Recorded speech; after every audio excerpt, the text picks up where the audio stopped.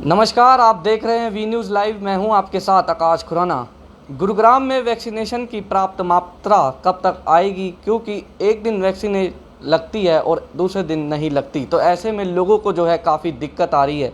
इसी पर बातचीत करने के लिए आज हमारे साथ मौजूद हैं गुरुग्राम के deputy CMO doctor MP Singh. उन्हीं से जानते हैं, सर गुरुग्राम में प्राप्त मात्रा वैक्सीनेशन की कब तक आएगी, क्योंकि एक दिन लगती है एक दिन छोड़ देते हैं, तो ऐसे में लोगों को काफ़ी दिक्कत का सामना करना पड़ रहा है।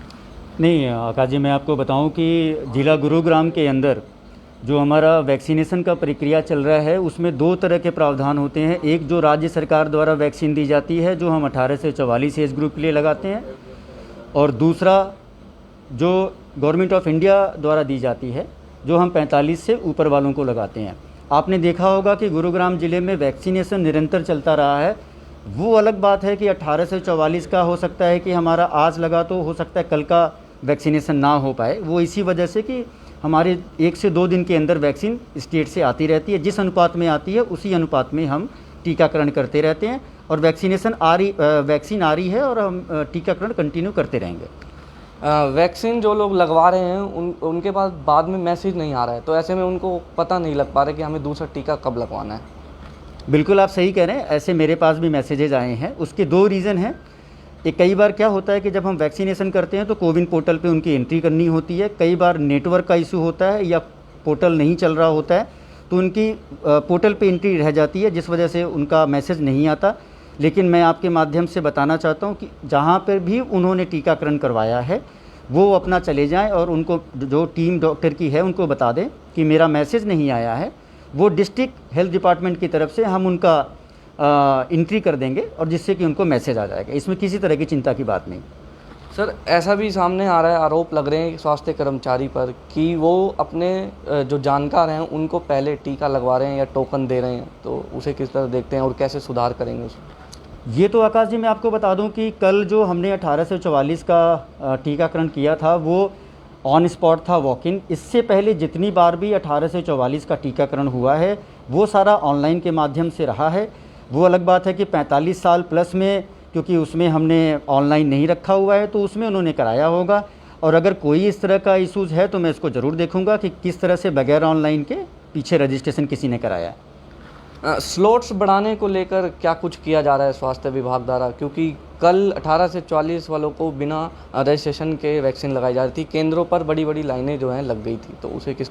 बिल्कुल आकाश जी आपने सही कहा, इसमें कोई दो राय नहीं है कि सभी केंद्रों पे हमारी लंबी लाइन थी। लेकिन आपने देखा होगा कि बहुत ही अच्छे तरीके से सारी चीज़ों को मैनेज किया गया था, क्योंकि डिस्ट्रिक्ट एडमिनिस्ट्रेशन का पूरा सपोर्ट था हमारे साथ, और हमने हर जगह सिविल डिफेंस के 4 वॉलंटियर्स हमने डिप्लॉय किए हुए थे। पुलिस के 2 लोग, एक पुरुष एक महिला पुलिस वाले थे, और जो लोग आए थे उनको हमने टोकन सिस्टम रखा हुआ था। फर्स्ट कम फर्स्ट सर्व के माध्यम से लोगों का वैक्सीनेशन किया। 200 का स्लॉट था, और जल्द ही सिविल सर्जन सर के सहमति से और उनसे डिस्कस करने के बाद हम आगे फिर इस तरह का प्लान करेंगे कि सभी 37 के 37 जगहों पे कर सकें। और कल का अगर आप देखेंगे कवरेज जो हमारा रहा है 1844 का, वो अभी तक का सबसे हाईएस्ट रहा है एक दिन का। तो उम्मीद करते हैं इस रिकॉर्ड को भी हम ब्रेक कर देंगे।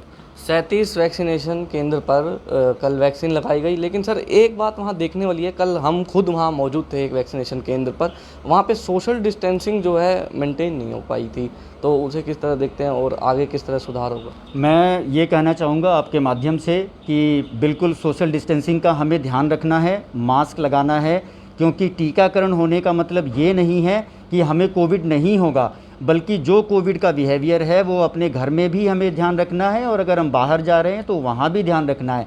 वैक्सीनेशन का फ़ायदा ये होता है कि अगर आप इन्फेक्टेड हो गए तो उसकी गंभीरता जो सिविरिटी है वो नहीं होती, मृत्यु दर बिल्कुल ना के बराबर है, लेकिन इन्फेक्टेड बिल्कुल हो सकते हैं। इसलिए आप सोशल डिस्टेंसिंग का ध्यान रखें। सर स्वास्थ्य विभाग ने लगातार काम करा है और केसेस भी जो हज़ारों में आ रहे थे, लेकिन अब जो हैं 100 से 150 करीब आने लग गए हैं, तो उसे किस तरह देखते हैं, आगे भी इस तरह मेंटेन रहे? बिल्कुल, इसका एक बहुत सिंपल और सीधा कारण है कि जो लॉकडाउन सरकार ने लगाया वो बहुत ही अच्छा कदम था, जिसकी वजह से लोग अपने घरों में रहे, बाहर नहीं आ पाए, और जो ये वायरस था जो इन्फेक्ट कर रहा था उसका चेन टूट गई, और जिसकी वजह से जो एक टाइम पे 4,500 केसेस थे हमारे ज़िले में, अब ये स्थिति हो गई है कि 100, 120, 121 केस आ रहे हैं, और मैं उम्मीद करता हूँ कि जल्द ये केस भी कम हो जाएंगे। जिला गुरुग्राम के साथ साथ हमारा प्रदेश और हमारा देश कोरोना मुक्त हो, मैं यही उम्मीद करता हूँ।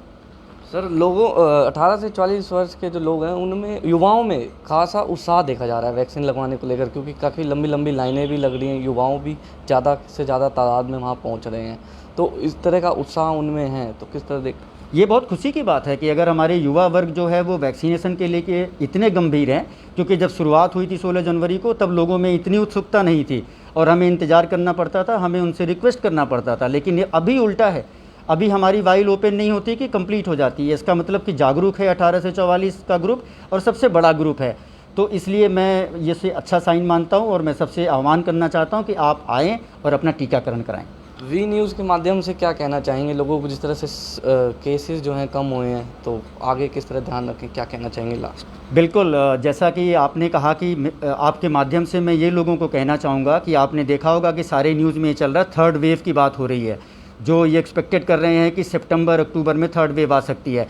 तो मेरा अनुरोध है कि जिस तरह से हमने अभी ध्यान रखा हुआ है, आपने वैक्सीनेशन करा लिया है, फिर भी अपने आप को जो है सोशल डिस्टेंसिंग का, मास्क का, सैनिटाइज़र का प्रयोग करना है, भीड़ भाड़ से जाने में बचना है।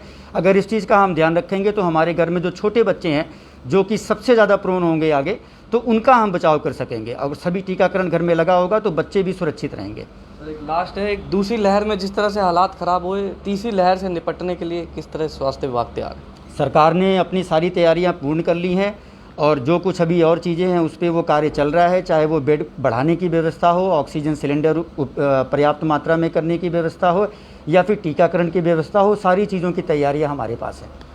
देखिए ये थे हमारे साथ गुरुग्राम डिप्टी सीएमओ, जिनका कहना है कि तीसरी लहर में स्वास्थ्य विभाग जो है पूरी तरह से सक्षम है, और चाहे ऑक्सीजन की बात हो या सिलेंडर की बात हो, पर्याप्त मात्रा में